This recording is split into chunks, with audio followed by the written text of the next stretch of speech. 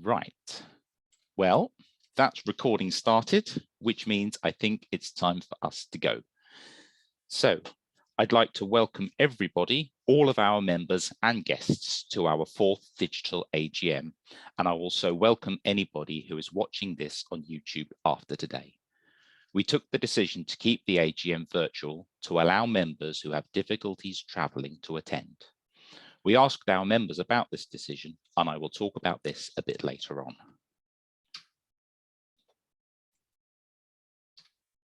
Now, here's the agenda for today. I'm hoping that we'll cover all of this in about 45 minutes. You have all been put on mute, as you know, but I'm pleased to stay around for an informal chat about anything afterwards. And if anyone's got questions or other business that they want to raise, then please put these in the chat pane. We'll pick them up either in any other business or afterwards. Now, before I get to the agenda, I'll start with a quick 3-slide reminder of what HSP is and what the group does. I know that most of you here today know this very well, and it's the same information that I gave out last year. It's here, hopefully, for people watching on YouTube who don't know anything. So, HSP stands for Hereditary Spastic Paraplegia, and this is an umbrella term. There are over 80 different types of HSP. It is a rare disease with estimates of prevalence of around 3 in 100,000 people. Because it is rare, healthcare professionals have not usually heard of it. The main symptom, affecting pretty much everyone, is spasticity or weakness in the legs, which deteriorates over time as the spine degrades and messages between the brain and muscles are disrupted. There is a great variation between individuals in the age at which HSP starts, in the speed of progression of HSP, and how much it affects individuals. Other symptoms frequently occurring are bladder urgency and frequency, pain, and fatigue. The effects of HSP can vary from day to day with individuals, and there is a long list of other symptoms which affect some people. Given that HSP is rare, getting a diagnosis can be challenging. There are genetic tests available for some types of HSP, but not others. The early symptoms of HSP are similar to other conditions, and the progression of HSP in an individual is very hard to predict. Many people with HSP often feel isolated, lonely, or depressed. Information about HSP is often hard to find, and some people find it hard to accept that they have this progressive condition. Right now, there are no cures for HSP, and all of the available treatments are around symptom management. It is worth remembering that there are great teams of researchers working on HSP, increasing understanding and looking for potential cures. So that's all about HSP, and here's a quick reminder of the support group's mission statement. So, people with hereditary spastic paraplegia and their families and carers are at the heart of everything that we do.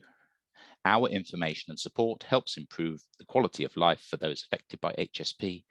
Our friendly support community helps with sharing information and reducing feelings of isolation. And we support research into HSP, including developing treatments and improving understanding. So the support group itself is a registered charity, and all the work that is done for the group is done on a voluntary basis. Our main area is providing support to those with HSP, which we do by sharing stories and information and by awarding grants to members to help purchase equipment. There are 3 main ways we create our community: by meetings, through our newsletter, and on our website. You'll hear more about the website a bit later. Our newsletter, Newslink, comes out 2 or 3 times a year, and we are keen to hear about members' activities, stories, and opinions. You can download these from our website. Meetings can be groups of any size, from 2 people meeting up in the pub through to our largest event, the AGM. They can have presentations or just be an informal chat. We are keeping a mix of virtual meetings on Zoom and face-to-face meetings at the same time to be open and accessible to as many members as possible. And this talk of meetings allows me to move seamlessly into our first committee report from the Meetings Committee. So the Meetings Committee is the group of people that organise our meetings. They give support to meeting organisers and look into new meeting locations. We've been pleased to carry on with our face-to-face meetings, but attendances at these are lower than they were pre-COVID. We have new face-to-face meetings in Burnley in Lancashire and new Zoom meetings for parents of children with HSP. We also have a new meeting organiser for Norwich.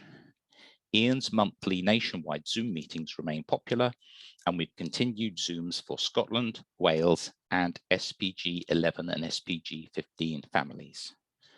Our revised welcome pack is being used for ideas and support.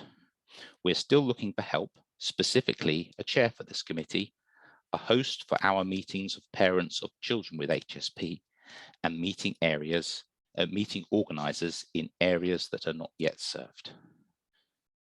Now, next we turn to Research Committee. It has been a quiet year.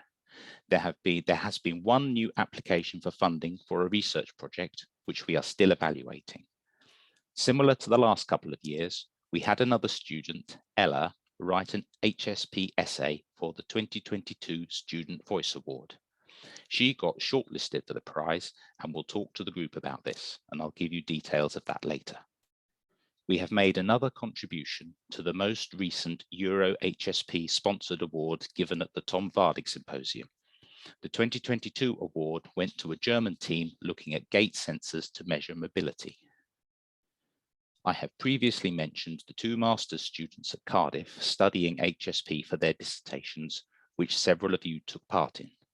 They have both very recently, like in the last couple of weeks, finished their studies, and we will hear from them later in the year. Now, you may recall that we've agreed funding to support two students researching into HSP. At Exeter, overall progress with the research is very good. They have identified more detail on their recently discovered TMEM63C gene, which is relevant to cellular lipid processing, and that's important for the normal function of motor neurons. Hopefully, this leads towards knowing more about the root cause of HSP. They are also undertaking studies on two other genes which may be relevant to HSP, and if so, these can be added to the gene testing panel for HSP. Also, they are working on developing a new biomarker blood test for HSP. There have been various challenges with this work, and they hope to be able to offer this to people soon. They've sent me an update on their progress, which I will email around to members soon. At Sheffield, the start point of the studentship has been a bit delayed, although the team has been carrying on with research in the meantime.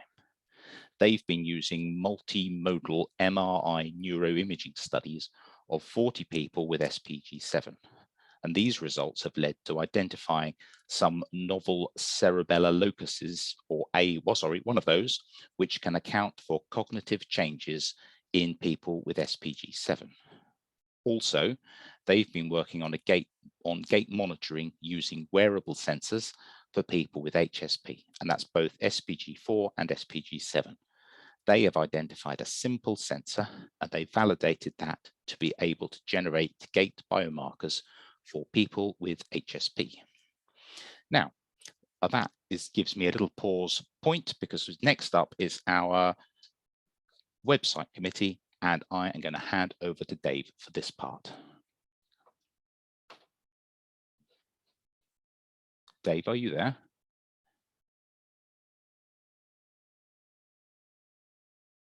Right, can you hear? Yes, I can. Good. Okay. Hello, everybody. This is just a short update here. A new section has been added to the website called Living with HSP, which is available on the top menu. This section contains a lot of useful information, including thoughts on talking with your GP, different practical steps you can take, and a few including thoughts on considerations when choosing mobility aids. Many people have said to us over years that they wish they'd known things about choosing mobility aids before they went in and bought one. So this, we hope, will be useful. For those of you who've been members for a long time, this general information is similar to that which was included in our own information booklet. We hope to be growing this over time to make it equally valid and useful for people. Also shown on the slide is a reminder of what the committee gets up to, and noting that there have been a few other small changes made over the years, which we would expect. Okay, that's all from me. So back to Adam. Thank you very much, Dave. Thank you. Where's my mouse cursor gone? There it is. Oh no, overshot. There we go. Right. Sorry about that little glitch. So next up is membership committee. Unfortunately, Mitesh cannot be with us today. You can see from the updated map on the screen that we have members in the majority of counties in England and fewer members in Scotland and Wales, and no one over in Northern Ireland. The number of active members is slightly down on this time last year. We're also looking to be able to put new members in touch with their local meeting organizer to help develop some networks. Now, when I talk about active members, we mean people who have already paid their subscriptions for this year. When we looked at this the other week, there were about 70 of you who hadn't paid, so please treat this as a gentle reminder and definitely get in touch with us if you are having problems paying. Now, next up, we move on to our fundraising committee, and I'm going to hand over to Rachel. Thank you.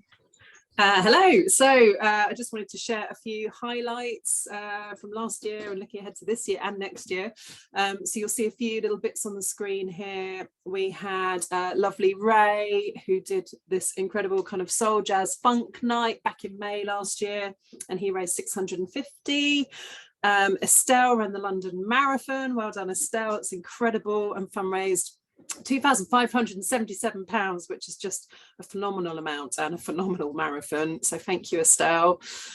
James, you can see he did the Milton Keynes Marathon, lots of marathons last year. Oh no, that was this year, May this year, and he's raised £1,089. Adam, next slide, please. Thank you. This year we've got Nick, and I'm not sure if Nick's on this call today. He's running multiple events. I don't know what's wrong with him. He's obviously far too keen. He's doing a 10K and a 10 miler, and I think he's done quite a few things already. Really going for it, and he's raised so far 1,154. So if you're able to sponsor him, please do. And then Emma, in I think 2 weeks' time, has organised this very cool sounding, I know my nephews would love this, Minecraft building tournament. A completely different way of fundraising. Really interesting to see that happening. So thank you, Emma. And then on the next slide, there's a couple of things I just wanted to showcase for next year because they're very interesting. We've got Jason and Gavin trekking to Everest Base Camp in February. They've raised just over £1,000 so far. And then Emma again, thank you Emma, is doing this incredible sounding 200k dog sledging challenge across Arctic Sweden, and she's fundraising, is gathering momentum there, and she's raised 595 already. So thank you everybody that's contributed and is contributing. We're really, really grateful for everything that you do. If you are doing something yourself, or you know of someone that is doing something, please let us know so we can help promote it on our socials and try and gather a bit more fundraising for you. I'll pop a email address in the Zoom chat here, or you can find our details on the website. And then on the screen at the moment, you can see a few different easy peasy ways to raise money from your armchair. So there's easy fundraising, which is a kind of shopping mechanism where if you purchase something on, let's say, John Lewis or Tesco's or somewhere like that, if you order on the website, you can get a donation through easy fundraising. It's super easy to set up on your computer. And then there's different mechanisms of giving if you're fundraising, so through Just Giving or PayPal. There's a whole host of different things you can do. Lots more details on our website. And yeah, as I say, thank you all to everyone that's contributed and is contributing. Indeed. And thank you, Rachel. Now, there's one fundraising activity that we haven't really mentioned, and that is the Potato Pants Festival, which is organised by Ian Bennett. Last year, this raised just over £2,000 for the group, and I'm going to pass over to Ian now, who's going to tell you more about the festival, which returns this year. Ian. Yeah, hi. Yeah, it's a great pleasure to be setting up the 7th Potato Pants Festival. that will be taking place on August the 26th. So yeah, just over a month to go. It takes place at Cobham Sports and Social Club. You'll see the poster there, which is just on the northern edge of Wimborne. Postcode BH21 3DA if you're interested in going, or just contact me for more information and directions. It's a very, very accessible site. It's why I moved. We used to hold it on a farm, which was like a set from the Darling Buds of May. It was a lovely setting, but it just wasn't accessible for the people who came in wheelchairs and mobility scooters. So we've moved to Cobham Sports and Social Club, and it's yeah, it's very, very flat. Inside the club, they've got proper disabled facilities, including toilets, and at the festival we have disabled toilets outside as well. There's free on-site parking, and the disabled parking is very close to the stages and the stalls and everything. The Sports and Social Club, I just mentioned how good it is. It's been Sports and Social Club of the Year, and that's not locally, that's nationally. It's a fantastic facility. I know one or two of you have been there, so you'll know what I mean. Great facilities and great club prices as well. At the festival, food and drinks are available all day, and it'll be £3.50 a pint and not £6 a pint. So win-win there. I've got 2 stages and 11 artists performing. Some of those artists are bands. I think Adam, yeah, thank you, Adam. I like the top picture there. It looks like a really big band, but that's actually 2 bands side by side. 4 acts this year are new to the festival.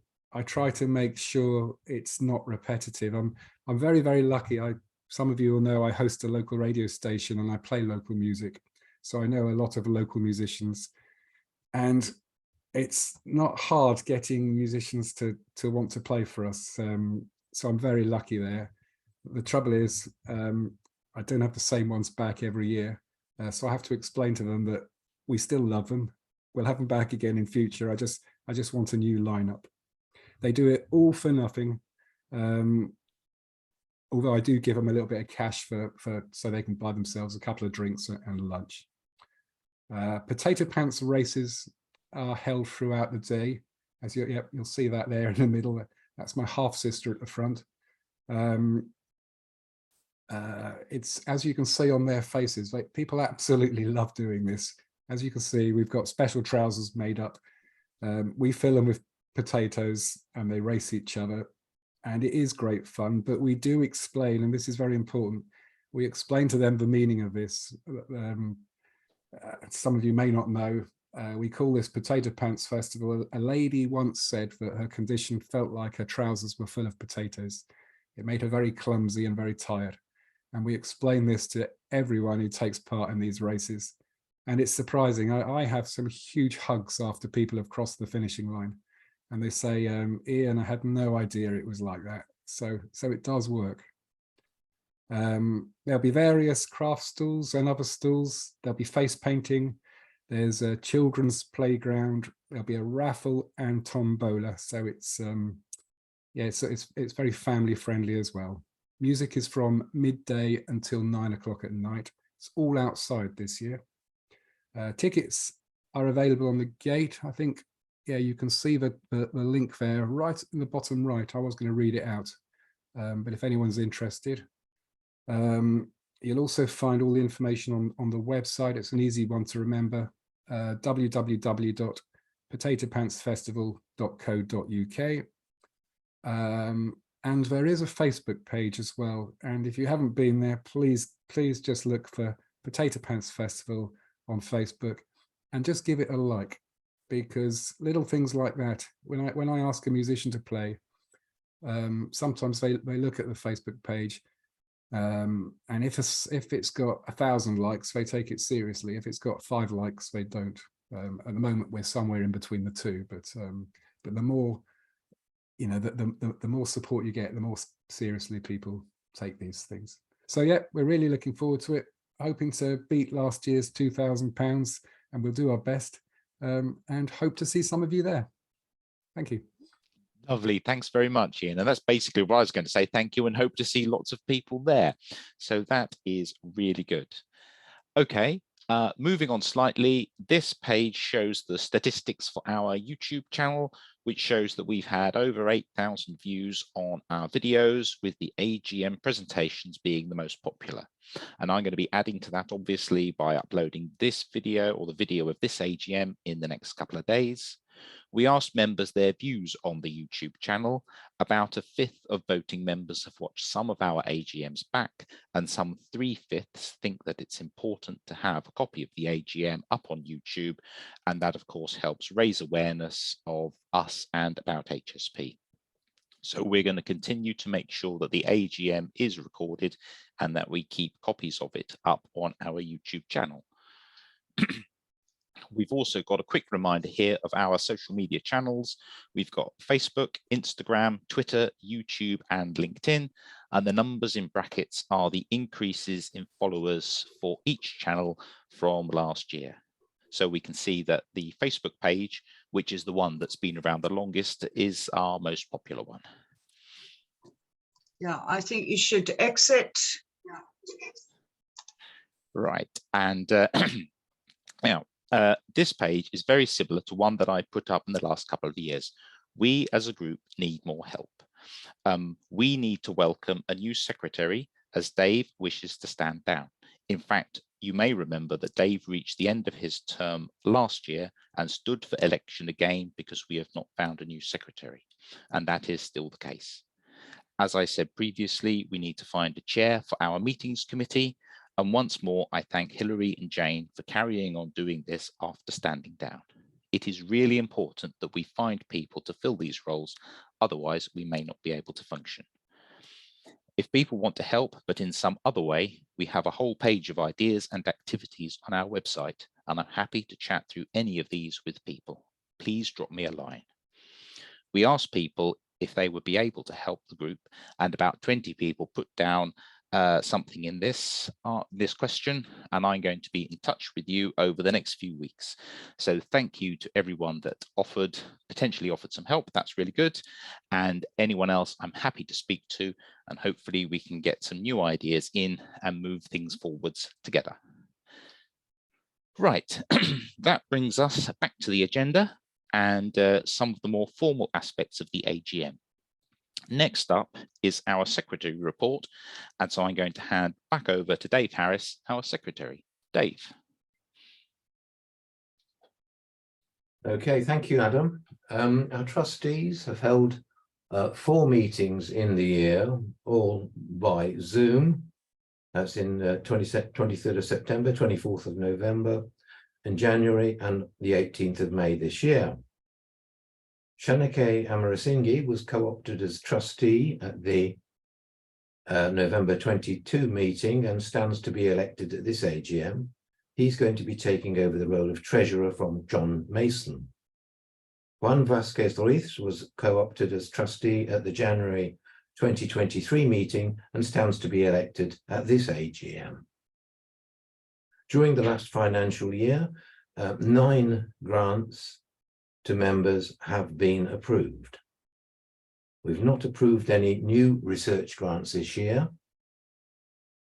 The website has now gets a steady flow of enquiries, and we get 2 or 3 most weeks. This year we've received over 65 enquiries since the last AGM. That's all I have to do, except to extend my thanks to member Jenny Preston, who maintains the website for us. So back over to you, Adam. That's our secretary's report. That's excellent. Thank you very much, Dave. And following from that, I'm going to hand over to John Mason, our treasurer, for his report. John, are you there?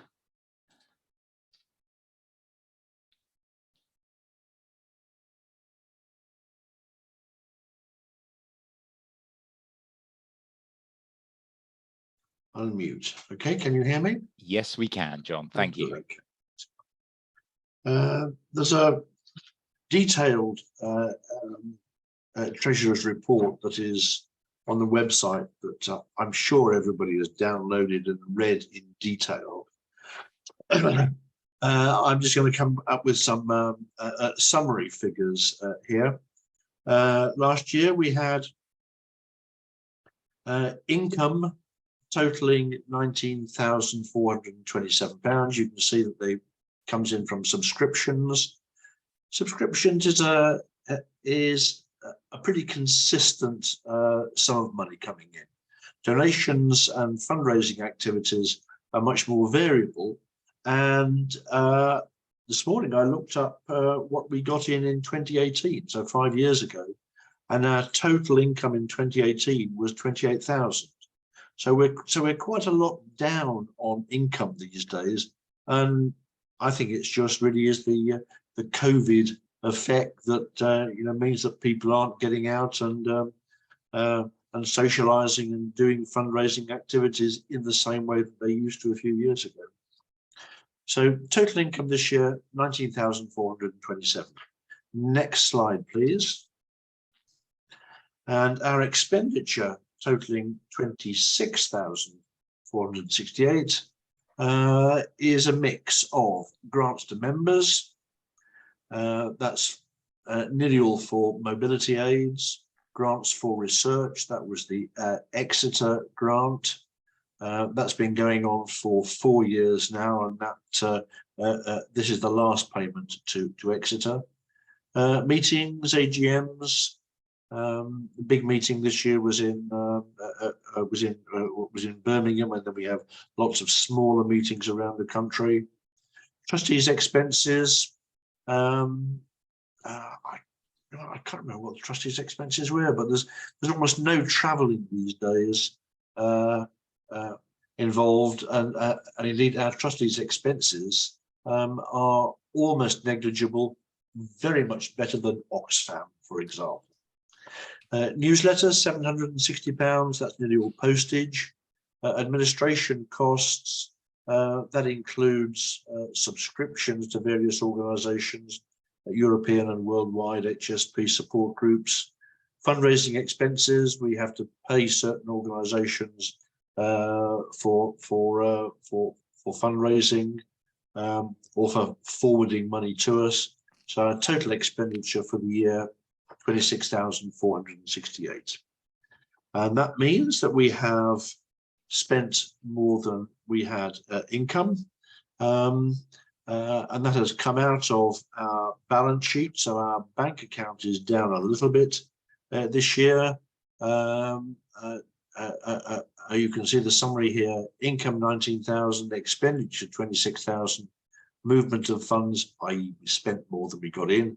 So we started off with a balance last year at the beginning of the year of 132,000, less 7,000, we're down to 125,000. And we allocate funds to really two pots of money: general fund and the restricted fund. The restricted fund is directed always to research. We ask people when they give donations or raise money whether they would like it to go to research or into the general fund. And generally, we supplement the grants to universities from the general fund. So going forward into the new year, we start off with the restricted fund of 0, and all our money is in our general fund, and it's the fund that we can decide really what we want to do with it. Okay, that's all for me. All I would like to say is thanks very much to Sonia for her work on the accounts. I have to emphasize that she does all the legwork throughout the year, and I just sign off the accounts and take all the credit. And to Chris Harvey for examining the accounts. Both of these people gave their time generously and without charging anything to us. Any questions on the accounts? I'll take any questions that people have. I'm going to suspect that there aren't, but we will just give that a few seconds to see if anyone's worked out how to unmute themselves. Yeah. There we are. I think that's the 7 seconds of silence suggesting that there aren't any questions on that. Super. Thank you very much, John. That's great. Now, next thing we move on to is our voting results. So we followed the same arrangements that we have for the last couple of years, making our voting accessible to more members by using both postal and electronic voting. And from our YouTube questions, I know that there are some members who have voted, but who do not attend our AGMs. So overall, 78 members cast votes, which is similar to last year, and that's around 22% of our membership. Whilst that's a bigger turnout than we would get at a physical AGM, there is still a silent majority of members who have chosen not to vote. Next year, I encourage all members to take just a few minutes and use their votes to let us know what they think. Now, a few members chose to abstain from one of the votes, but for the minutes of last year's AGM and the accounts, I can pleased to report that these were approved unanimously, and we had all but one person voting for the trustee report, so this also gets approved. Now, we now move on to the exciting part of the day, our awards. So I remind you all that any member is able to nominate anyone for either award. I would love to hear from more members about who has helped the group by either raising funds or raising awareness. Those personal stories really do help make connections with people who haven't heard about us or about HSP. So we move on to the award for raising awareness of HSP. Now, you've already heard from him today, but our Raising Awareness of HSP award this year goes to Ian Bennett. As you know, Ian's been running Potato Pants Festival for, as he says, 7 years, making HSP a real part of the local music scene. There are many bands and fans who know about HSP, along with others in the local area who hear about the festival through local reporting. So I'd like to thank Ian for all the work and effort which goes into getting the festival together each year. It is no mean feat, and it is brilliant to see the awareness of HSP raised in such a great way through a broad cross-section of the community. So I'm going to just pass back to Ian now and see if he wants to say a few words. Yeah, just a big thank you. It was a very, very unexpected surprise. Don't think I've had any awards before. So here it is, presented to me by Mr. Harris and Mr. Mason at a very lovely Dorset pub. Yeah, it was a lovely surprise. I feel a bit guilty because I think I've been very good at raising awareness in Dorset. There's not many people in the Wimborne area, believe me, who haven't heard of HSP. But I'll try and spread the web a bit further. But yeah, thank you very much. Very good. Thank you, Ian. And our fundraising award for this year goes to Estelle Hetherington, who's already been mentioned today. So Estelle's father has HSP, and she described in our newslink, in the newslink article that she wrote, that she used to go running with him in her school days. She notes that although HSP has prevented him from doing some of his most enjoyable activities, he still keeps active and remains positive. Estelle raised over £2,500 for the group from the marathon, and I'd like to thank Estelle for the training and dedication that it takes to run the most popular marathon. Now, I'm hoping that Estelle is with us here today, and if she is, I'd like to pass over to her and see if she wants to say a few words. Hello, yes, I'm here. Excellent. Thank you so much. No, like Ian said, it was very unexpected and lovely surprise to get your email, Adam, saying that I'd been nominated and won. But I'd always wanted to run the London Marathon, so to be able to do it and raise awareness and raise a bit of money for the charity just made it all the more meaningful. So it really did spur me on during all of the training and the race to know that I could help in some small way. But no, thank you to you guys for everything that you do for my dad and our family and all the other families. So thank you. Lovely. Thank you very much. Excellent. Okay. So next we move on to the trustee elections. So as we mentioned earlier, we co-opted Shanaka Amarasinghe as a trustee in November last year, and he is up for his first election. As you can see, he has been elected, and I'm looking forward to working with him going forward, and I will talk about his new role as treasurer in a moment. Now, Shanika is also hopefully here with us today, and I'm going to ask if he'd like to say a few words as well. Are you there, Shanika? I am, yeah. So I look forward to becoming trustee and taking over from John. I've been shadowing John since last September and have experience as a financial statement auditor for a number of years. So I really look forward to the role. Excellent. Thanks, Shanika. Up next, it's me. So I came to the end of my 3-year term this year and up for re-election. I'm very pleased to have been re-elected, and I'm going to carry on as chair for the group. Please let me know what you think, what you're doing, and what you would like the group to do. We want to make sure that we are doing the best that we can to support you all along your HSP journeys. Next up is Mitesh, who also came to the end of his 3-year term and up for re-election. Mitesh will carry on as membership secretary, and I'm looking forward to carrying on working with him and helping him welcome our new members and helping our existing members get what they need. He, as we've said, can't be with us today, so I can't pass over to him to say a few words. And then lastly, alphabetically, we get to Juan Vázquez Ruiz. Like Shanika, we co-opted Juan as a trustee earlier in 2023, and this is his first election. As you can see, he's also been elected, and I'm looking forward to working with him going forward. Juan's expressed a bit of an interest in helping with some of the fundraising activities, and I'm hoping we can use him and these skills to help us do more here. Now, hopefully Juan is also with us. Are you there, Juan? I am. Very good. Thank you so much.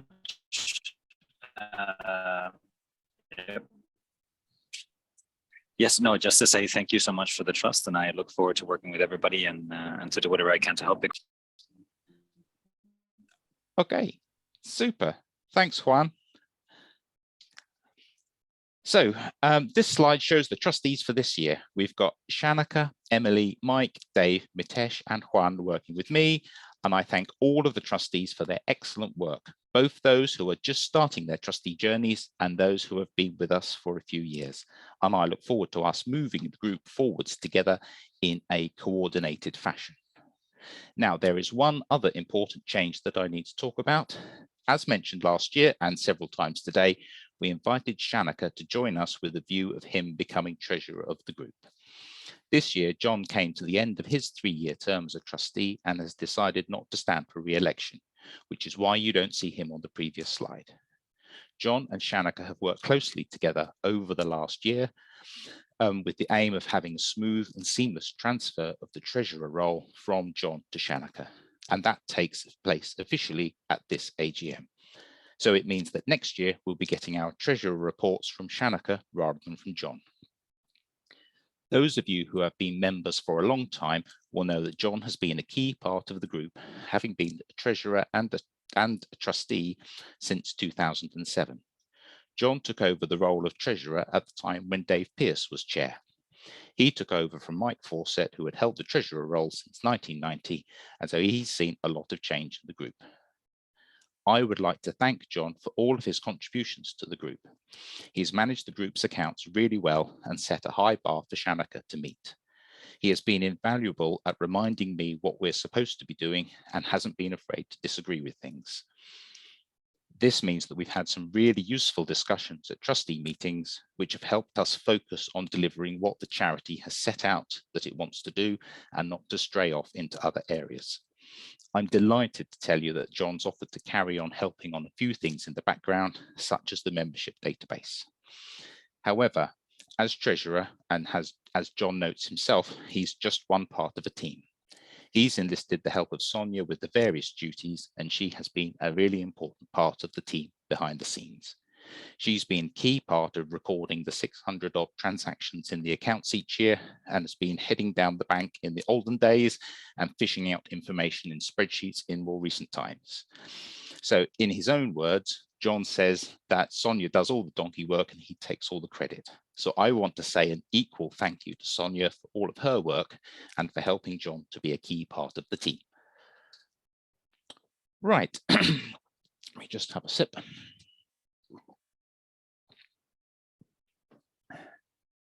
Now, I know that a few of you have been disappointed not to have had face-to-face AGMs since the coronavirus pandemic started. To help us understand the views on this, we asked members if they preferred face-to-face or virtual AGMs. I deliberately didn't include an option for hybrid because that would have been very easy for everyone to say yes and not tell us anything.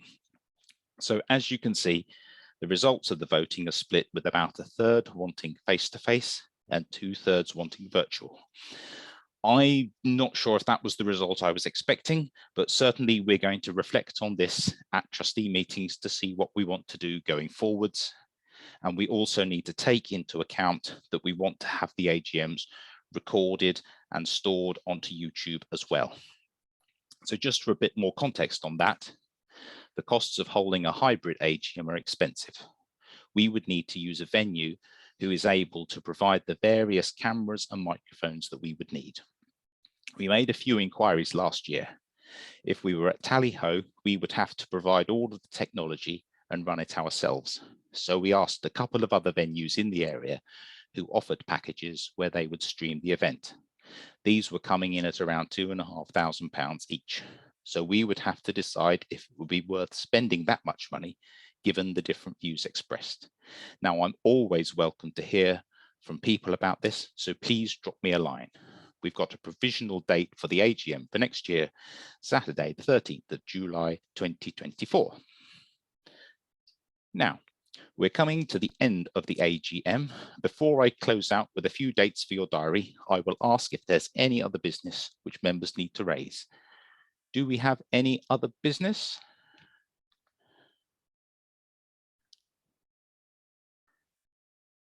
Now, I spot there's things happening in the chat pane. Is anything questioning there? Oh, Phil, you've got your hand up and I can see that very easily. You're still on mute though, I think. Is Mike Keane in the meeting? Say, sorry. Is Mike Keane in the meeting? I'd very much like to hear about, I believe he went to a meeting yesterday about rare disease collaborative networks. I'd very much like to hear from that. So if Mike Keane's in the meeting, can you talk about that, please? I don't know. I haven't. Is Mike here? Are you here, Mike? If he's not, then perhaps he could send a note round to us all. Yep, certainly. I know that Mike has been busy doing lots of things, talking with lots of other people. So I will see if we can get an update from him on various details. Anything else from anyone else?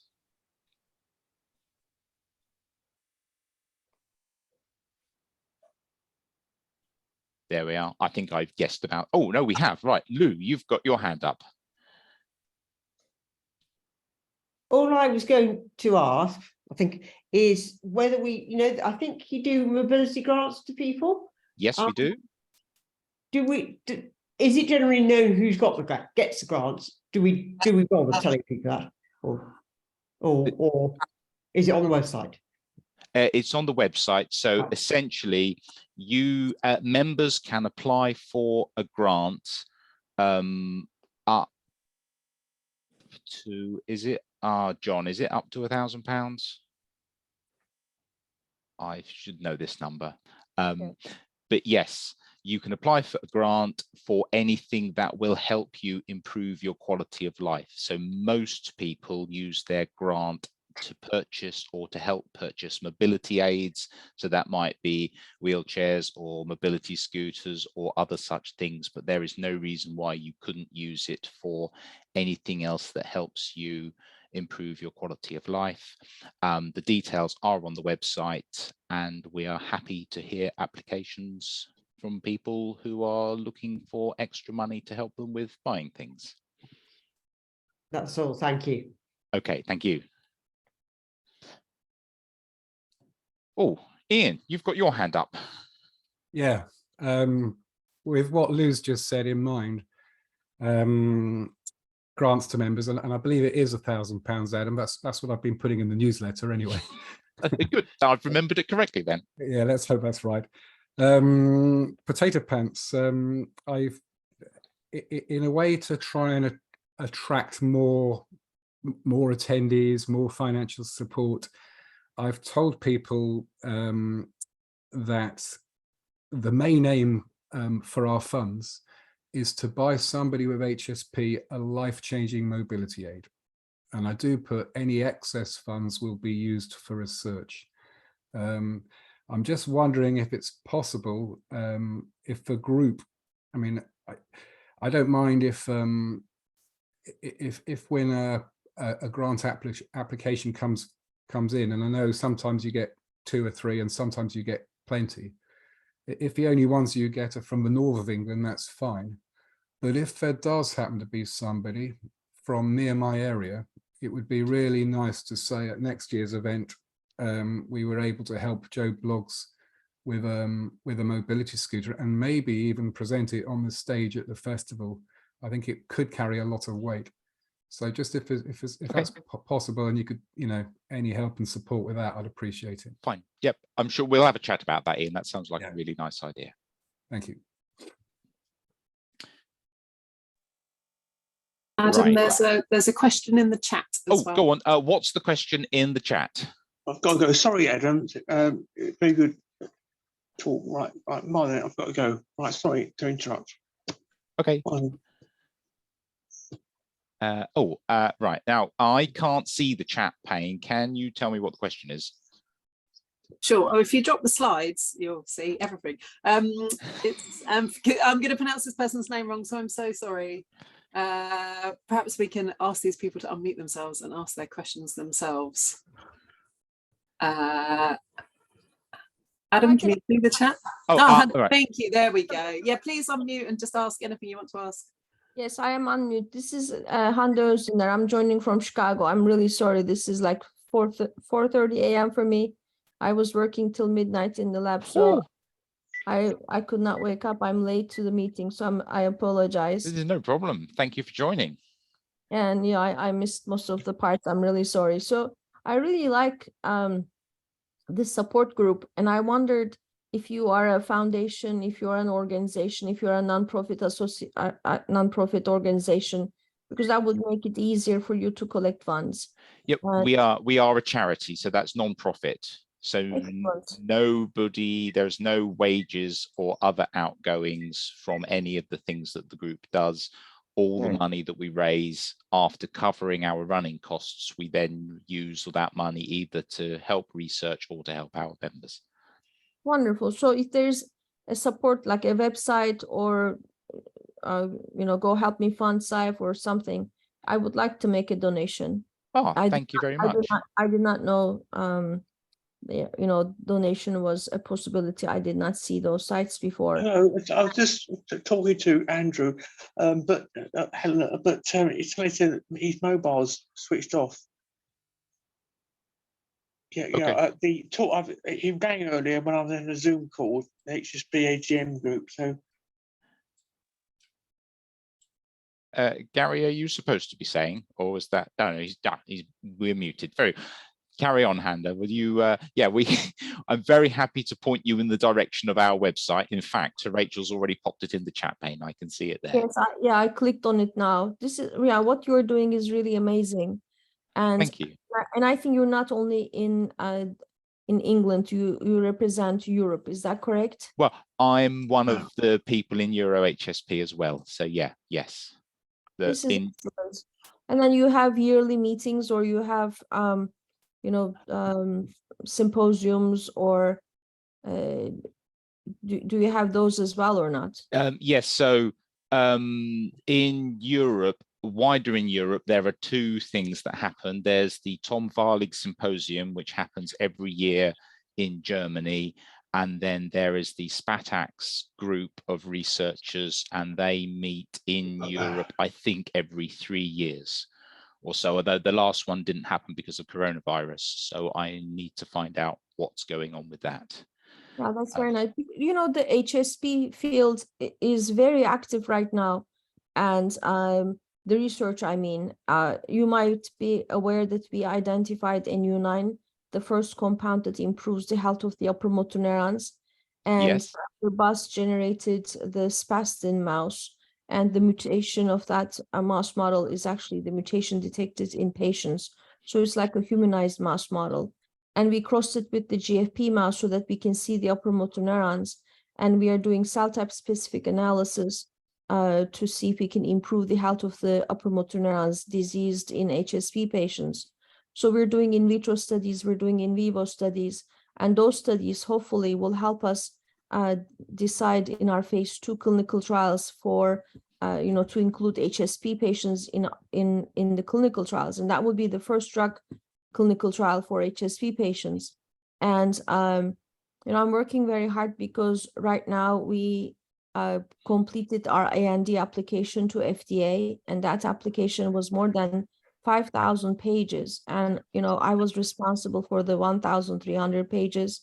It went with my signature to FDA, and FDA approved it. So now we have FDA approval to start phase 1. I'm told that usually it takes about 80% of the applications are rejected within 3 months. We got approval within a month. So that was excellent. And now we are working with the companies to start phase 1. We're doing fundraising.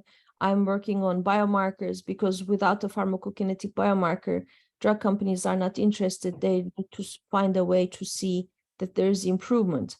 And so we're working on it. These are very exciting times, because for the first time, hopefully there will be a clinical trial for the upper motor neuron diseases. And, I was analyzing the biomarker data last night. So we perform lipidomics, proteomics, metabolomics on serum and plasma samples from, ALS patients, HSP patients, PLS patients, to try to identify, biomolecules that would change over time. And that's differences between ALS, HSP, and PLS patients emerge, so that we can actually have potentially a basket clinical trial that we can include HSP patients as well. And I don't know if any of you attended, even maybe virtually, to the Spastic Paraplegia Foundation symposium last month. It was in the United States. And colleagues from 5 or 6 different institutions in the United States formed the clinical network, and they are trying to, have the clinical trial ready for HSP and PLS patients, so that if there's any drug, if there's any gene therapy treatments become available, there may be clinical trials throughout different centers. This is very similar to the NEALS, like the ALS clinical trial network. So that network is being formed, and we are moving forward with our drug discovery. I mean, these are very, very exciting times, and the momentum is required, because, for example, people say ALS field is moving very fast, and it's because ALS patients are extremely like they do advocacy like to a different level, okay?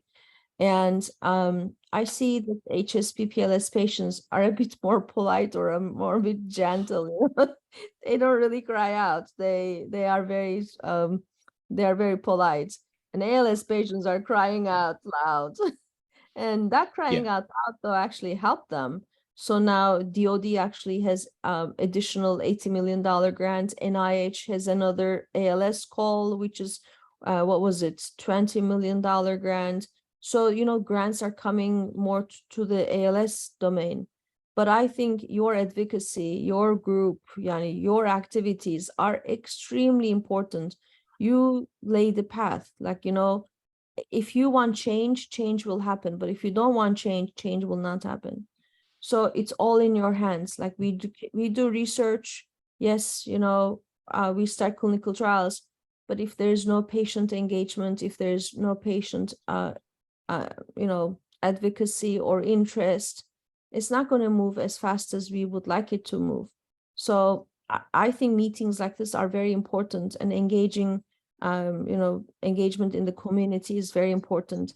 And any help I can do to improve your outcomes, improve your voice, or improve your impact, I would like to do. But again, don't count me on 4 a.m. meetings, you know. Right. Thank Yeah. you very much, Handa. That's wonderful. Yes. I'll drop you an email and we can maybe have a chat at a more reasonable time of day for you. All right, wonderful. Okay. Thank you. Right. Okay. Penultimate slide is this one, which talks about the presentations that we've got lined up coming up this summer. So there are 5 talks lined up. There are still a couple of details to confirm, but this is the latest information that I've got here. So firstly, as I mentioned earlier, we're going to hear from Ella Curick next weekend on Saturday at 9 o'clock in the morning. She was the student who we were paired with in the Beacon Student Voice competition. The reason this one is at 9 o'clock in the morning is because she lives and studies in Australia, and this was the best time that we could get to work. She's going to talk with us for a little while about her essay and what she discovered. Secondly, at 10 o'clock on the same day, we're hearing from the research team in Rome, whose research we contributed to the other year. Cinzia Rinaldo will talk about their work, which also won the first Euro HSP award at the Tom Varlig Symposium in Germany, and their work reveals a potential new route to treatment for HSP. Next up, we're going to get an update from Channa Hua-Madama on their research at Sheffield that I mentioned earlier, where we're contributing towards SPG 7 studies. This is likely to be in August, but I need to firm up a date with Channa to get that sorted out. Finally, on the first weekend in September, we've got 2 things. On Saturday, the 2nd of September, Ian is going to talk with us. I've asked him to share his views on the different considerations that people may want to think about when choosing mobility aids. Ian usually has excellent thoughts on this, and I want others to be able to benefit from his advice. And finally, on Sunday, the 3rd of September, we have Hannah Gilbert presenting on compassion-focused therapy. From my recent survey results, it is clear that many people are embarrassed about their HSP and find it difficult to accept the changes in their lives that HSP can bring. I understand that compassion-focused therapy can help people come to terms with their embarrassment and their shame, and I'm looking forward to learning more about this myself. We're going to follow the same form as recent years, presentations via Zoom with the ability to ask questions afterwards. And I'm hoping to get agreement to pop them all up on our YouTube channel. We'll email details around with the Zoom links once they're confirmed, although I think I'll ask John to email the links for next weekend's later this weekend. And I hope to see many of you there. So that brings us to the end of the AGM. So I would like to thank everybody here for taking their time to be a part of this meeting, and to everybody who makes a contribution to the group or to HSP in any way. So thank you all very much. And thank you, Adam. Adam, could you just repeat the date of the 2024 AGM for Brooke, please? Yes, I can. It is Saturday, the 13th of July, 2024, i.e. this weekend next year. Right, now where is the stop recording button? I tell you what, let's stop the share and stop the recording. Yes, I am sure.